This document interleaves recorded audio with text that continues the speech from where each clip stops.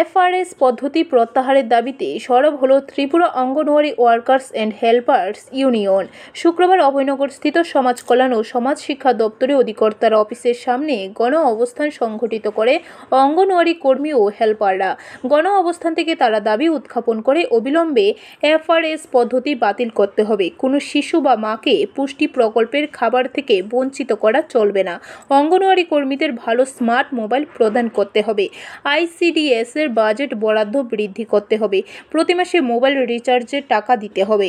বাজারে দ্রব্যমূল্য বৃদ্ধির সাথে সামঞ্জস্য রেখে ফিডিং বিল দিতে হবে। এই দিনের গণ অবস্থান মঞ্চে সিআইটিইউ রাজ্য সভাপতি মানিক দে সহ অন্যান্যরা উপস্থিত ছিলেন। সংগঠনের এক নেত্রী সংবাদ মাধ্যমের মুখোমুখি হয়ে এফআরএস পদ্ধতির বিষয়ে তুলে ধরেন এবং এই পদ্ধতি প্রত্যাহারের দাবি জানান। আমাদের রাজ্যেও কিন্তু যখন খাবার পাচ্ছে না তখন আমাদের গ্রামের যিনি মা তিনি তো সিডিপিও জানেন না, সুপারভাইজারও জানেন না। তিনি জানেন অঙ্গনওয়াড়ি দিদিমণি রোজ সেন্টারে গেলে ডিম দেয়, খাবার দেয়, কিন্তু ডিম খাবার কিছুই দিচ্ছে না। তখন তারা রাগ, তাদের যে ক্রোধ, তাদের যে ক্ষোভ সেটা এসে পড়ছে অঙ্গনওয়াড়ি দিদিমণির উপর। তাই আজকে প্রথম আমাদের মূল যে দাবি সেটা হচ্ছে এফআরএস পদ্ধতি বাতিল করে। ব্যুরো রিপোর্ট, খবর ত্রিপুরা।